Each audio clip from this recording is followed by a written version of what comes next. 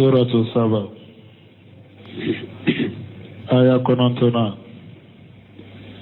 أعوذ بالله من الشيطان الرجيم بسم الله الرحمن الرحيم أفلم يروا إلى ما بين أيديهم وما خلفهم من السماء والأرض إن نشأ نخسف بهم الأرض أو نسقط عليهم كسفا من السماء إن في ذلك لآية لكل عبد منيب. بسم الله الرحمن الرحيم والصلاة والسلام على نبينا محمد وعلى آله وأصحابه وسلم تسليما كثيرا. سبحانك لا علم لنا إلا ما علمتنا إنك أنت العليم الحكيم. أستغفر الله الذي لا إله إلا هو الحي القيوم وأتوب إليه. اللهم انفعنا بما علمتنا وعلمنا ما ينفعنا وزدنا علما. بيتنا سوية هجرية باكلة أني كمناني أني بيناني أني وورو سهر جولي هجة ميني هجرية سانكالو تاني فلانا بيسونيو مغاني ولون فلانا. ميلادي نصارى وكجاتي بافلا أني مغاني دورو سانكالو ورونا بيسونيو مغاني سباناي. أمبي دورة بغم مسجد الرجاء وأمبو كنو. أعوذ بالله من الشيطان الرجيم. أفلم يروا إلى ما بين أيديهم وما خلفهم من السماء والأرض إلى آخر الآية. كنوا وقتي ينصروا ني آية تفسير له. alako yala uluma lajelike kata sankaba wolon fulani duma kolon fulani mimbin unye ani sankaba wolon fulani duma kolon fulani mimbu kofe ulumo yewa ukajate mina no ye ko masaminyo oda o ala beseka ulusagi kuraye kuda kuraye qiyama kuno anyeni aya ni yoro in tafsiri wa qawluhu ni alako إن سنقصف بهم الأرض أو نسقط عليهم كسفا من السماء أي لو شينا على قنات تنيالي على جيا لفارنا بهم بذلك لجلمهم وقدرتنا عليهم ناتون ديارا على أبدو كلو جيجنوية وبابي سانكبا فاندو تيجي كبي أوكا ukatto nyali nkoso nin tundiara ale kwa tumben ninke ula lijulumihim wa qudratina alaihim ukatto nyali koso aninne alaka sheba ya uka na tun kadin tumben ninke ula walakin nuaqqiru zalika lihilmina wa afuyina minni ala be makononi kuye ne alaka munyi nkoso aninka yafa koso mbe makono ni kuye kaboma ndo oke ula ne makanu kuye mbe makono ni kuye ni oye ne alaka munyu koso aninka ya fa koso summa qala kofi alako inna fi jalika layata likulli abdin munib akuta man sheben ni na jon kelenkele jon munumbu yere sagi kata alamu qila munib taibun doko munibu kore munye tubu bagaw wa qila al munibu al muqbilu ila Allah ta'ala doko munibu kore munye taman seben ni na jon kelenkele yemumbu nyeshi alama ay inna fi najri ila khalqi samawati wal ard abella jelira kala jelike kata sanka bawulun fulama ani duma kololun fula la dalalatu taman shebo ola li kulli abudi fatinin labibin arjai ila Allah taman shebe ola jon kelen kele jon minye hakili mai akakkegu hakili madu sagi bagado kata alama ala qudrati llahi ta'ala ala basil ajsad wa uqul ma'ad taman shebe ninna jon kelen kele min kakkegu minye hakili mai jon min ba yere sagi kata alama taman shebe ninna aye ala ka sheba yaka ko ala beseka farikolo kunu ala beseka sagi ewa kununi qiyama ko ala beseko ke لأن من قدر على خلق هذه السماوات وارتفاعها وانتسائها فسمسمي سيرا كنسان كبولون فلادا أنا كجنانا كيرولي وهذه الأراضين مسمي نندق مكولون فلادا في انقفادها وأتوالها دقو كلي مجغلين أني أجنان وارادها أني أبنيا مسمي ننون دا إنه لقادر على إعادة الأجسام ومسا أبسي كفر كلو كساقي أتشوكو كرولا ونسر رميمي من الإزام ومسا أبسي كولو نكولو من كرولا أبسي كأكونو كشاري كفرانيكونك كما قال تعالى ومن ألاكم مسا من كروتا لندو أو ليس الذي خلق السماوات والأرض ألاكو يالا مسا من يسانك بولون فلادا أني دوغما كولون فلادا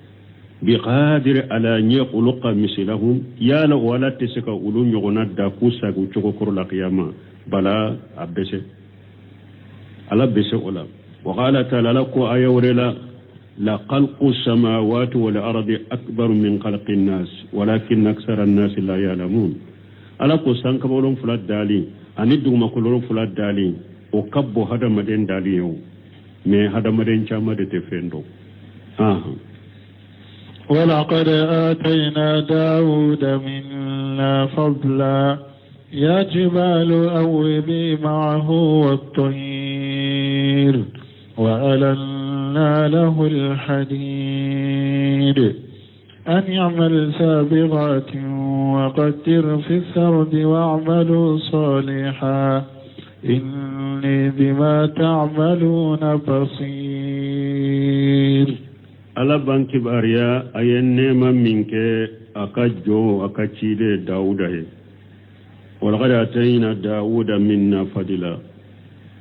ala ko alaye fasamanta di dauda ma ya jibalu awbi mahu ala ko kulu aye sagi kafara dauda ka subhana laifo ke kafaraka wataira alako kono fana ni dauda be alako sumanna be sumanare ko foke aya foka fara aka walanna lahu alhadida ne alaye nege fi ni okolo dauda e ko dauda tumbe nege fim ke abe barake nay abake chogo minya jata do tasma yere kono alayo okolai an amali sabiqati ala ko ale yen ninke dawuda e kan nege fin kolaye pour akan nege doloki dafalew aka uludila kele wakati nube do wa qaddir fi shardi ala sagira nege doloki ndilan chogo ala ya yira dawuda la ni ben no doloki ndila bitoyin konona okoro pour ni bitoyin kundo nala akna ferelende akana bona yereye kana biton kun fana mise kojugu mo fana sore la biton kono nate se kabo aya dilan ci ko yirala wa amalu salihah awa akbara nyuma fana kede inni bima ta'maluna bashiru ne ala abe fewngo fenka abe bara kenya ba bela yughbiru ta'ala ala banki bariya amma ani ama biha la abdihi wa rasulihi daud alayhi salatu wassalam abanki bariya masamin korota lendo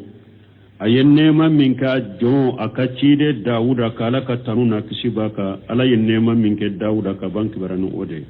mimma atahu min al-fadl al-mubin ala yafasamanta bangale mindi dauda ma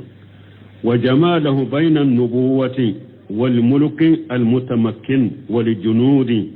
jawil adadi wal udadi dauda ala yen nabiyuma ya ani marali ayode faranyogon ka kodi dauda ma marali min fana maralim min sabati lendo amma fanti lendo ka kelebolo di Dawuda ma fana kelebolo min jate kacha Allah ben kacha kelebolo min jate chama do labbe chama de bu bolo wama atahu wa manahu min as-sawt al-azim ani alaye min di Dawuda maye ani nema min kai aye kanyuma min dama kam min kabbu kosobe alladhi kana idha sabbaha bihi tusabbihu ma'ahu al-jibalu rashiyatu summun samiqatu kan dia min dira Dawuda ma ni Dawuda be subhanallahi foke kulu be subhanallahi foke kafara Dawuda ka kulu munu sabati lendo ka gire ukaja ube subhanallahi foke kafara Dawuda ka wa taqifu lahu tuyuru sarihatun wal qadiyatu wa raihatu awa kono munu fana panendo sogoma kono munu be soli kappa wulafe kono munun be pa o panto sanfe kudo sanfe nu ye Dawuda kasumana lay fo nu ya me o be jo sanni dugu ce kasumana lay fo ke kafara Dawuda ka ala yo ke Dawuda wa tujawibuhu bi anwa'i luqati awa o be Dawuda jabini lugha nikan no ne ya be na ye kamin fo ba jabi wa fi sahih anna rasulullah sallallahu alaihi wasallam anana hadisa sahlen kono alaka cida alaka tanuna kisibaka sami'a sauta abi musa al-ashari radiyallahu anhu cida nya ba musa al-ashari aye akalan kamme aya kamme alaka je kabwama yaqra'u min al-layl aye araba musa al-ashari kalan kamme ba musa al-ashari asur sufilado abaki kakala me aba musa al-ashari tuntado ko ciden bake kallame ube cidon tilobe ale kanna fa waqafa fastamali qira'atihi ciden kele kaba musa li ansari kamya be kala sufelala ciden jora abake kaka kallan kallame summa qala ko fe ciden ko laqad utiya haja mijmara min majamir ali dauda ako alaye kandin nimma ko mi dauda ka kanyona ni mijimara ye kande ala ye kandin ni ma ala Dawuda min fulani ni Dawuda yeredero ala ye kandiya din ni ma komi Dawuda ka kandiya chogo wa qala abu musa wa qala abu usman an-nahdi abu usman an-nahdi ko ma samaitu sauta sanaji foli fendo dedo uba adilani denyede ka lafala madde dila lafala ma fula de do ubu gosi nyogona abe kanduma fo sanaji yode ako alema o foli fen nyogona amakamme o foli fen nyogona amakamme foli fen sugu amo kamme wala maribati amba fo ko molo ndado bamano ba fo choko de lawa maribati fana e molo de afana ngoni la made me ale fana ni ngoni te kelenya ni gitare te kelenya fodi fende ya fana ko ala amo o fana nyu kamme wala watari fana ale fana abe komi gitari me ale fana te gitare bo nonu be ye fodi fende mana la nyini doro ko ale ma fodi fen kamme ahsana min sauta bi Musa al-Ashari radiyallahu anhu foli femminni akan kadi katema ba Musa al-Ashari kanka ni tara internet la kanunu kelen gosi o ba boka yire la internet la foli fen sugu munundo wa mana qawli Allah ta'ala donc ni nyayira Dawuda kantun kadi harisan na chugo donana tumami dugu jera cidon ka ba Musa la sare ma ko ni tun ne ye suro nimbi lamme ni kankadi abu Musa la sare ko nin tun nyado ko tumba ke kanel lamme la habaritu laka tahbira ntumba nya yere de kosobe donc don ko ka ba Musa la sare ta min fulani ni nte ale bolo ko mi yere yira parce que ka ciden ni sonja ka ciden je ni kan ni sonja bato de do wallahu wa rasuluhu ahaqqu an yaghduhum in kanu mu'minina alana ka cide mogo kanka ulube je nyini nuye mu'minuye wala ka fendo ke puru ka cide ni sonja o te yere jirai o yebbato de ori ato aba Musa o yire wayla ko nin tunyado kuitum bellame ntum ben kanya ye kosobe o te yere jira aba Musa bolo parce que cide je nyini o yebbato de wa mana qawli ta'ala laka kuma kala nyini aw bimahu na ko aye sagilike kafara dauda ka subhanallahi foke kafara dauda ka ay sabbihi mana kulu aye subhanallahi fo kafara dauda ka qala hu khairu wahidu mogo yenni far mogo kelente wa sawabu sawabayin minye anna al-mana fi qawlihi ta'ala awwi bimahu mana awwi bimahu mana sawabayin munye ay arji mahu musabbihatan mana aye sagi kafara dauda ka subhanallahi fo bagaya wiye mana aye subhanallahi fo kasagi kafara dauda ka wallahu a'lam ko la de be sawabado donc awi bi aye sagi ka subhanallahi fo ke kafara dauda ka wa qawluhu ta'ala laka kuma musammin qur'ani wa lanna lahu li hadida qala khairu wahid ni ala ko ale ndege fin kulo dauda yi doni kuma ko hari mugo kelente kana la yahtaju an yulqilahu an-nara ko dauda tunte hatage na ba fe kan nege fin dila ka ke minye atay hatage ka do tasma yere kono wala yadribu bi bin tarakati awata gosini marto fanay bal kana yaftiluhu bi yadihi misl al-quyuti atumbe awa adila kadila ni abolo de komi ni gare bi bolo ibe gare ibe okuwati na gare liga yaftilu yode bamunan kan ba fo chugo mil ha atumbe asri komi ibe gare usiri chugo mil wali haja qala ta'ala ninde ko sala ko masamin korota lenu an amali sabiqati an amil sabiqati ay wa hiya duru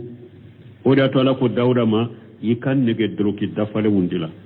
qala qatadatu huwa awwal man amilaha min al-khalqi qatadatu kum mughfulun min yeddu nege droki dila ka barake ka dila ko ye dawda e damfeuna wa inma kanat qabla jalika safaihu folola nege ewa Allah fala made tumbe dro ibe nabe kele ke ba do ini bamuruche Allah fala ma me ka ke dolokiye ka do ko damina na dawda dila wa qaddir fi sirdi haja irsadu min Allah ta'ala lin nabiy Dawud alayhi salam na ko wa qaddir fi shardi ninye bila siralide ka bo alafe na ya ka kan nabiy Dawud alaka kisibaka fi ta'limihi sana'at ad-duruy na ye Dawud la dunya aben nege droki bila chokomi qala mujahid fi qawlihi wa qaddir fi shardi la tudiqu al-mismara fayaqlaqu fi al-halqati kana ewa bitoyin ponti kana misaya na donna bitoyin kono na be bal ewa na be bala kono na tese kabo wala tuqlijuhu فيسمها أو يجعله بقدر واجعله بقدر كنا أدريا فنا كنا بتوي كنا كمبا فنا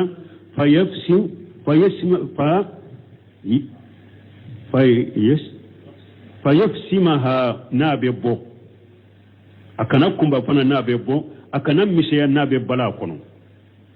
كنا بتوي كم مسيا نابب بلا ewa bitoyin kono kana kumba bafana na be bone ayere wajaluhu bi qadari akeni a hakke de dro woyin keni bitoyin hakke de dro na donna kuna bamina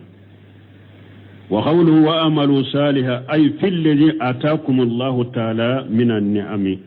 na ko amalu salihah mana alayyin neman min di auma aybaranyu ke ala إني بما تعملون بشير أي مراقب لكم بشير بأعمالكم وأقوالكم أو نعلا نيابي أولا مباك بارو بكلوشي نيابا كبارو لا نيابي أكاكما كونا لا يغفى علي من ذلك شيء فويتي دوغني على لا أولا أكاكما سيتي دوغنا كاكي ورسوتي دوغنا ني على بابيدو ولسليمان الريح غدوها شهر ورواحها شهر وأسلنا له عين القطر ومن الجن من يعمل بين يديه بإذن ربه ومن يزغ منهم عن أمرنا نذقه من عذاب السعير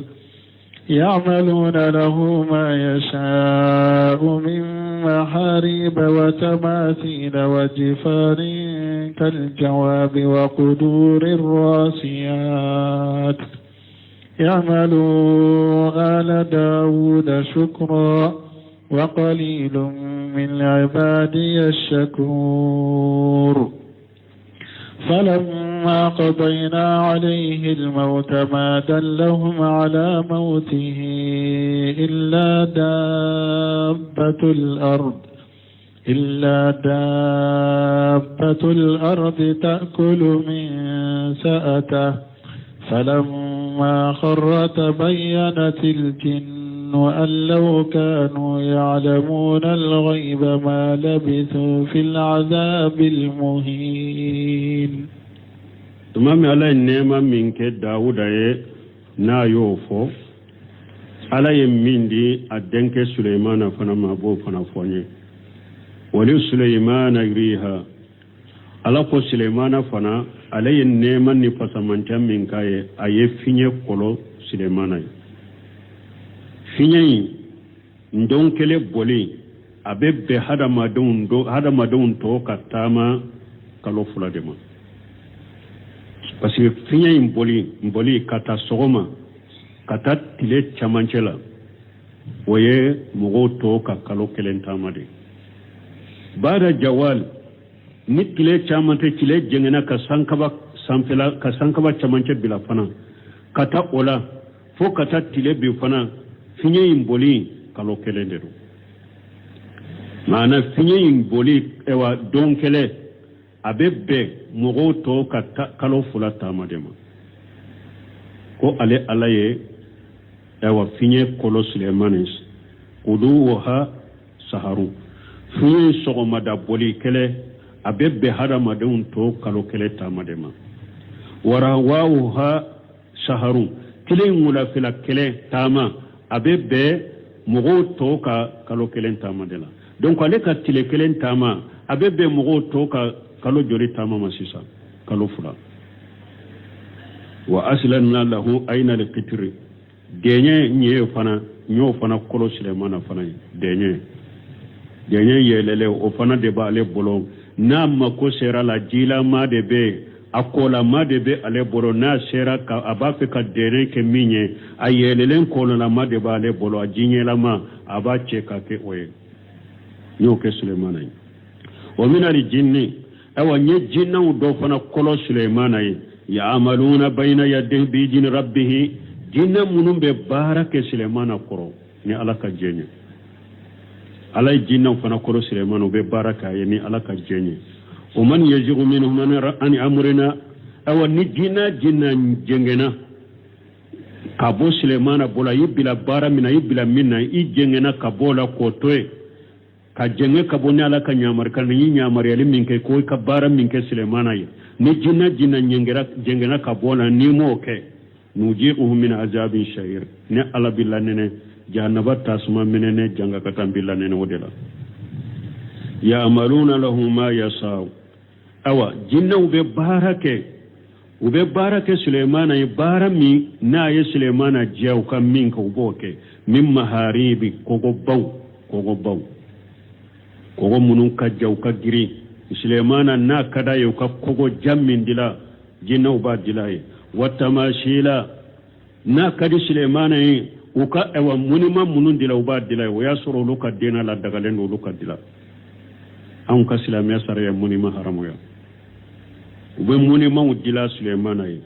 wajifana ube mina undo dila ye dumunu mina undo be dila ube dumunu mina undo dila Sulemana ye tellement que Sulemana ka kele bolo kacha dumunu mina mbaw de be dila ye kal jawabi komi dinga dugukolo ka dumunu mina mbaw komi ni dinga babe dugukolo ka utumbo duminu mina baw nyogona dila Suleymana wa khudurin rashiyati utumbe daga fana dila Suleymana daga munun ni daga bele baw kabo nulu sigira yoro mi mogote se ku bunola tele manke nu kabo sabatilende beton nola na makobala kana dumuni to gabe na dumuni do wulade ka bo wula ka kuto unola sabatilende bu nola tele manke nu kabo te se ka mogote se ku bo unola ginna utumbo daga sugun o barama sugu dila Suleymana barama munun nu sabatilembu no de la mogote se ku luta rashiya imalu ala dauda sukra awa ala ko dauda kamugo akadunkeu aye barika da baraw kede ayala barika dare ala ni nema munun ke awye wa khalilu min ibadi shakur awa jom munun fana benni ala barika jom barika da ba jom munun be ala barika da ne ala ka jonna uluka dogode jonda barika da bagon uluka dogon ka jonna de falamma qadayna alayhi almauta tuma minne alayal sayallatige Suleymana ka ma dallaw ala mautihi foy ma Suleymana ka sayayira jinnawla illa dabatul ardi foddugu kolo ka dabado taakulu min satahu dugu kolo in ka daba ye Suleymana ka berede du bugu baga parce que ninya soro jinnaw tunya fo hada madew yede kulu be ko dogo lendo hada madon fana tundara la o wakati ko jinnaw be ko dogolendo donc alay Suleymanu fatu chogo ken ninye pour nin ka ke tamanse aka jeya ka bange jinnaw ye ani aka bange hada madon fana ye ko jinnaw te ko dogolendo ana bange jinnaw yere ku te ko dogolendo ana bange hada madon munun fana tunya miri ko jinnaw be ko dogolendo ana bange wodo fana ko jinnaw te ko dogolendo doni ka bawo tawsir kalaw ba fo alay Suleymana nimina ya soro Suleymana berede babula be sinsi brenka asinsira ka bereka ka jinnaw bila barala o bake ka barake anye koro ka sinsilen to brenka ala ya nimbo ka fatu ko sankele abe brenka o chogola jinnaw nu ka bara mina barata wakati sero be barata ni bara bila wakati sero be bara bila ube bara kene sobe fana ulu nyana Suleymana nyana moyandiro harbi uma kasayado ala ye bugu bagade bila ko do berein kono ja abake ka berein kono du ka berein kono du ka benen kono du fo ni bere be kono du na wakati me atora fuga atora fara indronde dron bere bora Suleymana ko abdinna Suleymana binnende sisa jinnaw yado ko ja sara amena no ala ko alema awa Suleymana ewa saya yirulani foye fo dugukolo daba foye ma Suleymana ka saya yirula fo dugukolo daba taakulu min satahu ay Suleymana ka berede du falamma qarra tumami bereyi ni bereyi binna ka bo Suleymana ko Suleymana yere su binna duguma tabayyanat lil jinn abangera jinnani hadama dum beye Allah kanu yalamuna liqayba ma labisu fil ajab muhin abangera jinnawiye ko nulu tumbe ko dogolendo ulu tuntemme ni la jabala ni la jaba min bake ku dogoya mana nutu nyado ko Suleymana fatura sankele ulu ke sankele ke nimbara girimawula bara min bake ku ulu dogoya ni la jaba min bake ka ulu dogoya nulu tunyado ko Suleymani sara de sankele jaja ulu be la jaba min bulo ulu dogoya nu tunyado ko Suleymana sara uto ke la jabala ne ute khaybudo mun kasiri ko lamma jakara taala ma ani ama bihi ala dauda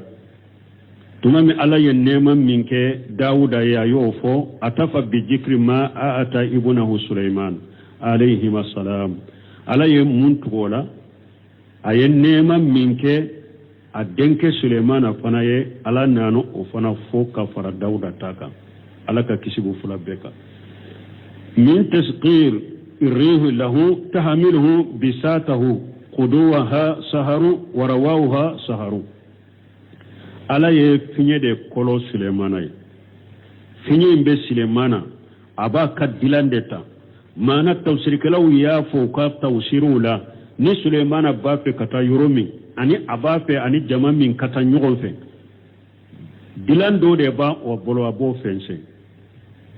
a b'a fɛ mɔgɔ mɔgɔ ka taa mina ka taa o bɛɛ bɛna bila o dilan in de kan fiɲɛ bɛ don a kɔrɔ fiɲɛ bɛ don a kɔrɔ k'a ta a bɛ taa n'a ye fiɲɛ in sɔgɔmada kelen bɔlen mɔgɔw tɔw ka kalo kelen taama de don fiɲɛ in wulafɛla kelen ka bɔlen mɔgɔw tɔw ka kalo kelen taama de don ala y'o kolo Suleimana ye qawluhu wasilanna lahu ayna al-qitri qala adadu min al-ulama al-qitru nuhas denye ala ye denye fana ɲɛ a y'o o de kolo Suleimana ye a kolama de b'a bolo n'a b'a fɛ ka min dilan ni denye bilelen ye denye yɛlɛlen ye a b'a cɛ de a jilama k'a k'a ye ala y'o kɛ Suleimana fana ye wa qawluhu ta'ala min al-jinni man ya'malu bayna yaday bi'izni rabbih ay wasakharna lahu al-jinna ala ko ale jinnaw fana kolo Suleimana ye ya'maluna bayna yadayhi bi'izni rabbih ay bi qadarihi u bɛ baara kɛ Suleimana ɲɛkɔrɔ ni ala ka latigɛ ala ka jɛn o kɔrɔ mun ye ni ala ka latigɛ wa tasqirihi lahum ani ni ala ye jinnaw kolo Suleimana ye bimashiyatihi ma yasha'u min al-binayati wa ghairi jalika ani o tasqirihi lahum ani ni Suleimana ba ke ka jinnaw kolo ko bila ka baara la bimashiyatihi ni Suleimana jenye ma yasha'u min al-binayati wa ghairi jalika na ba fe u ka kogo mununjo abu bilala ubo kogo jonu uluna nyugono o man yaji'u minhum an amrina ay o man ya'dil ala koni mugo min jengena jinnawla wa yakhriju minhum an ta'ati ni mugo min jengena jinnawla yi bora ni ala ka nyamar kan kono ni nyamar ya koy kam min ke Suleimana yi boro kono nujibu min ajabi shayri wa huwa li harihu bila dellene tasuma menene la jaba tasuma jahannaba tasuma menene la jaba min bi janide bila nene ola wa qawlu ta'ala ni alako ya'maluna lahu ma yasha'u min maharibi wa tamasil na ko be barake Suleimana bara min Suleimana jiya min maharibi wa tamasila amma al maharibu fa hiya al bina'u li hasan maharibu ye munye kogo nyuma kogo bele bawni kogo nyuma ubo dira Suleimana wa huwa ashrafu shay fil maskani wa sadrihi kogo odo ye fen korota leye kogo de ye fen korota le ni fen nyuma ye dola sigi yorola wa sadrihi ani sigi yoro damina mana ka kogo lakoli kogo nyuma kogo de fen nyuma ye nabe hada maden ka so korota ube nabi ka so damina korota ni ba aywa lamini ka sola wa matamashilu metamashilu faqala khayru wahid at-tamashilu as-suwar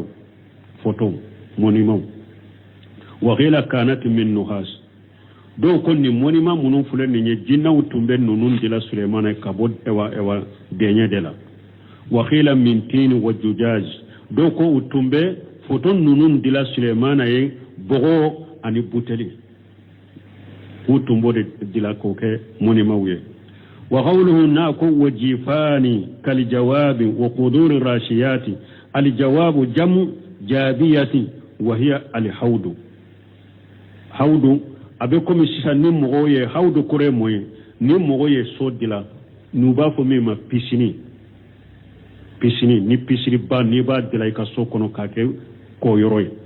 ka jikala haudu ye ulube ube ewa minam belebelew dumuni minam belebele baw ubu udila ewa Suleimana ye munum be komi dinga ba dugu koloka komi ne ba fo pisini ni yerebe pisini dila ka ke pisini belebele ba dila be jikala chogomi utumbo minam belebele ba nyogona dila Suleimana alladhi yuliba fihi alma'u hawdi yemunya hawdi min nube ji solika kala komi pisini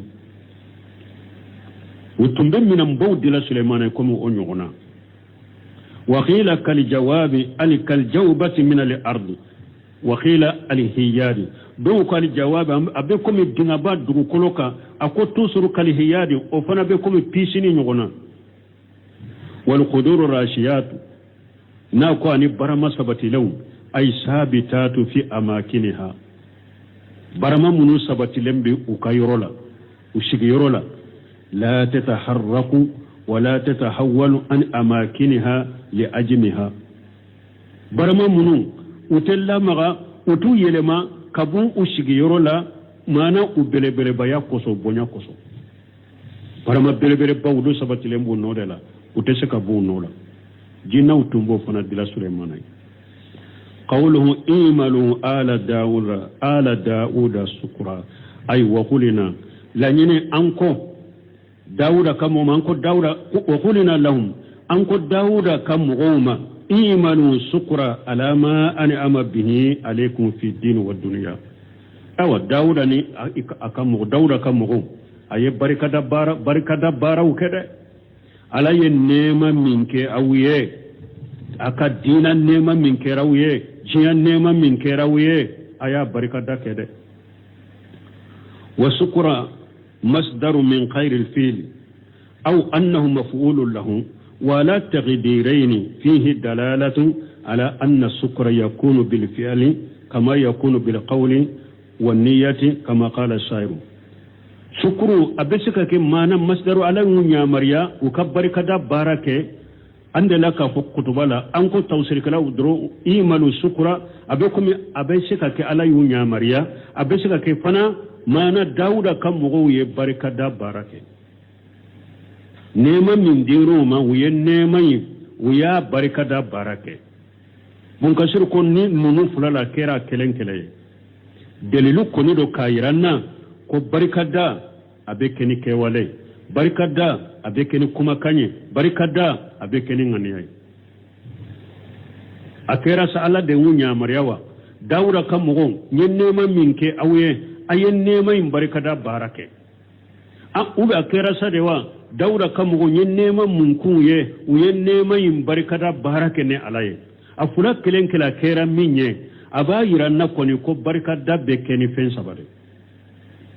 barikada bekeni kewale barikada bekeni kumakai barikada bekeni nganiyai komi baitul kala ya fo chokomi ako afadatukum ni'ama minni salasa yaddi wal lisani wad damir al muhajjaba baitul kala ko ayawu wasa akan nema barikada la ne bolo fen saba mbolo anin ne anin dusuku min dogolen baitul kala ko yenni fe munu yenne make aye ako ayawu faida ko wasa yenne ma min kenye ninya abarkada kawiyani fen sabaye mbolo nne ndusuku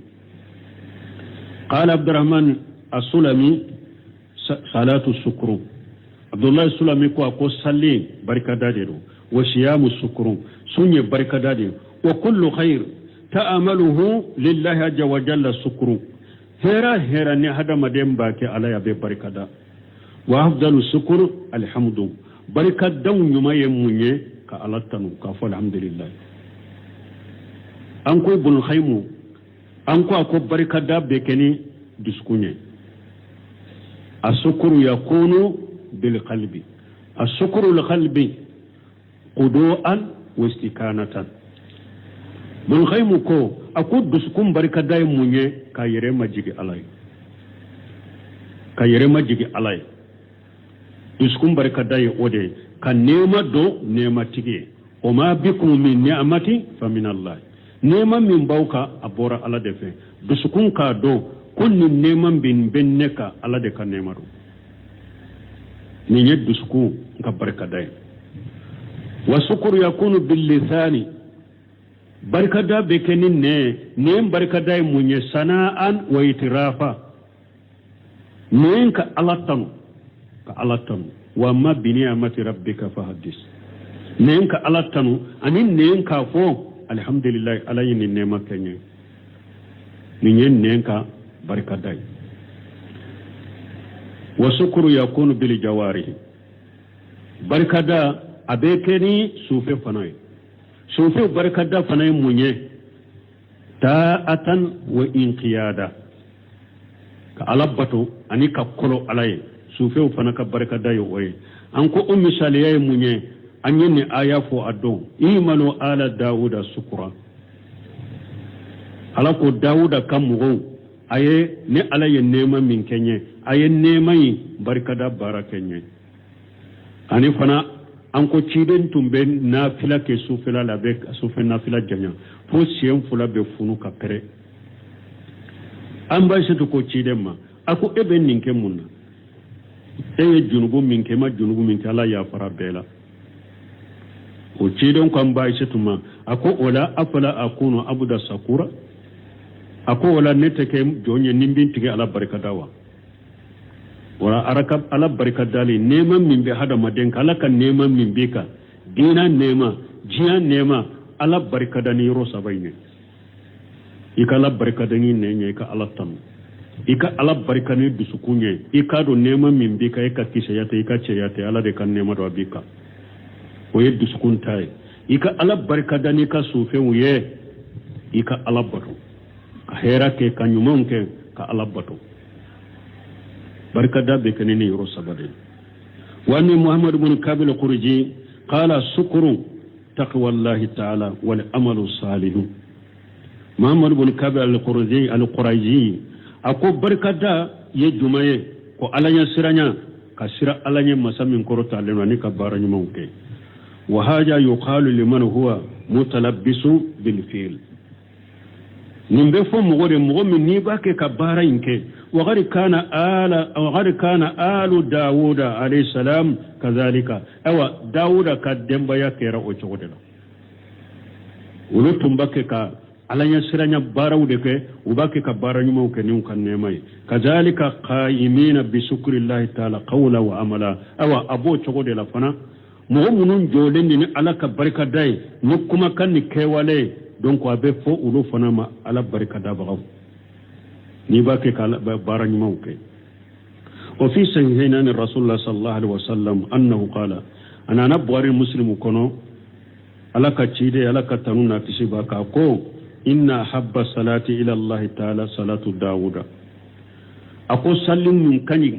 على ما سلم من كدي عليك كتمي سلو توكا داود كسلي تشكو مانا تشيدن كمبي نافلة سلو دماري sufen nafila salli cogo min kadi alaye kateme sufen nafila salli cogo beka dauda kan nafila salli cogo kana yanamu nisfa layl dauda tumbe sutilance abo sinogo o yaqumu sulusahu abo sutila sabana abo jo alaye o yanamu sulusahu sutila worona abo ke sinogo da pour hari fajiri na kuruna kana soro sinogo toba nyala dauda tumbe sutila nin cogo de la na ye sutila fulaye sisa tilance abo sinogo bon ni tilance min fana fule ka to sisa ani fajiri ce na ayo fana tila sabana donc abo o salli alay abe sabana salli alay worona tila worona abo sinogo o dawuda ka salli cogo yenni ni abdul musin abadi ka kaseti dota aben ni salli cogo prepare la tigeye dawuda ka salli cogo min fulani nya nabe sutila nabe tilanje sinogo abe sulusu salli abe sulusu sinogo abdul musin abadi ka ezo ojo dobe ayenni franfancha ni salli cogo su felala wa habba siyami ila allah ta'ala siyamu dawuda awa sun fana la sun cogo min kadi alaye dawuda ka nafila sun cogo kana yasumu yawma wa yuftiru yawma dawuda kan nafila sun cogo kere tunye jumai na ye dondo sun abe dondo mi wala yafiru ijalaga awa ni dawuda na ni jugu benna jahadula kelela ate boli ni dawuda kan man kutuye wa qawlu naku wa khalilu min ibadi shakur min ibadiya shakur ikhbaru an alwaqi ni ala ko ne ka jon munum be ala barkada u kadogo min be keneka ala yanke barani ode jon mun be ala ka jon mun be nabe ala barkada ka dogo de ala barkada baga ka dogo de nema be jon chaman kam mem ala barkada baga o ka dogo jonna de o be kene kan o ye kene kan ko de min ni dina nema baka jiya nema baka anye ala barkada cogo saba min fo no da falen bala o ye ɲɔgɔn sɔrɔ la o ka dogo hadamadenw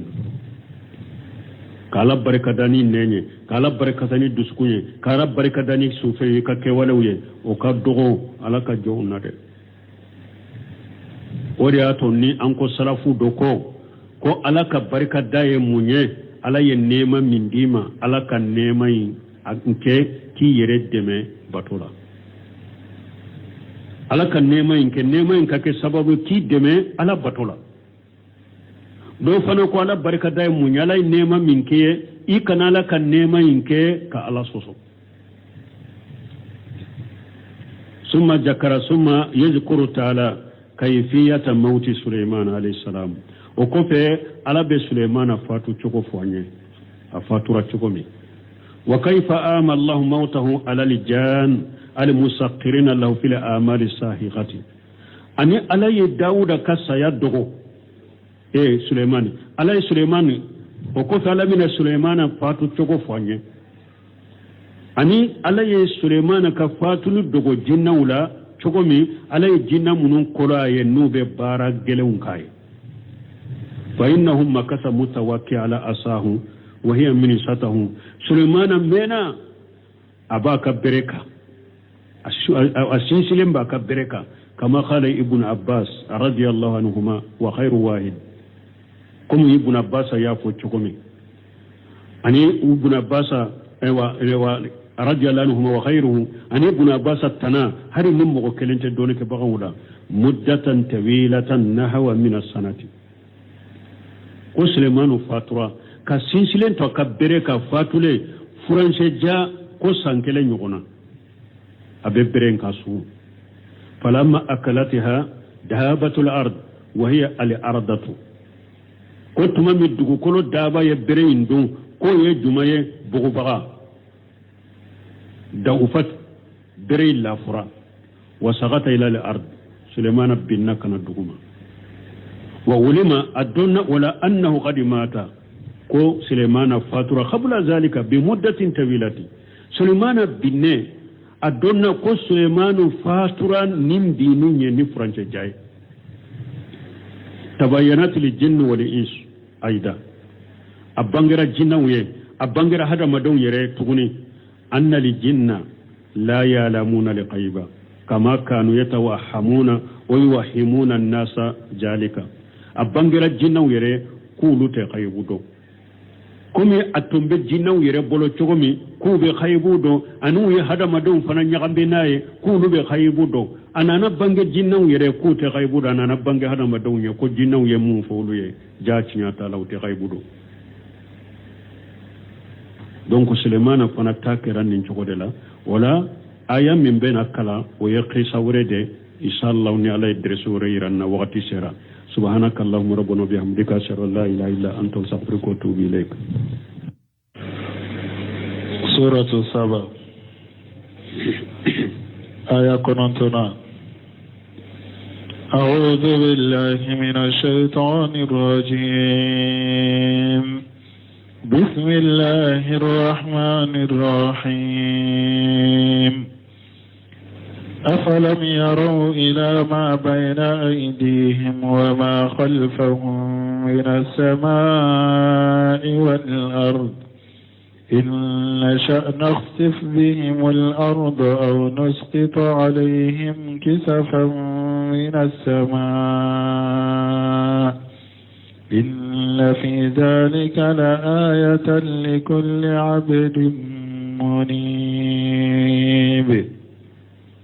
بسم الله الرحمن الرحيم والصلاة والسلام على نبينا محمد وعلى آله وأصحابه وسلم تسليما كثيرا. سبحانك لا علم لنا إلا ما علمتنا إنك أنت العليم الحكيم. أستغفر الله الذي لا إله إلا هو الحي القيوم وأتوب إليه. اللهم انفعنا بما علمتنا وعلمنا ما ينفعنا وزدنا علما بيتنا سوية هجرية باكلة أني كمناني أني بيناني أني وورو سهر جولي هجة ميني هجرية سانكالو تاني فلانا بيسونيو مغاني ولون فلانا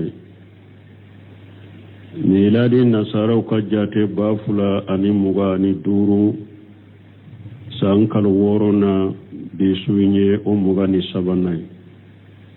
أمبي دورة بقوم مسجد الرجاء وأمبو كنو أعوذ بالله من الشيطان الرجيم أفلم يروا إلى ما بين أيديهم وما خلفهم من السماء والأرض إلى آخر الآية كنوا وقتي ينصروا ni aya tafsiri la ala ko ya la uluma la jeli ke kata sankaba wolon fulani duma kolon fulani min bin unye ani sankaba wolon fulani duma kolon fulani min bu kofe ulumo yewa uka jate mina no ye ko masami nyu oda o ala beseka ulusa gi kuraye ku da kuraye qiyama kunu anyen ni aya ni yoro in tafsiri wa qawluhu ni alako inna sa naqsifu bihim al-arda aw nusqita alayhim kisafan min as-samai ay law shina alako natunyale alajia la farina bihim bidhalika lijulumihim wa qudratina alayhim natundiara alay abedugu kolo jigenuye oba be sankaba fando tige kabbi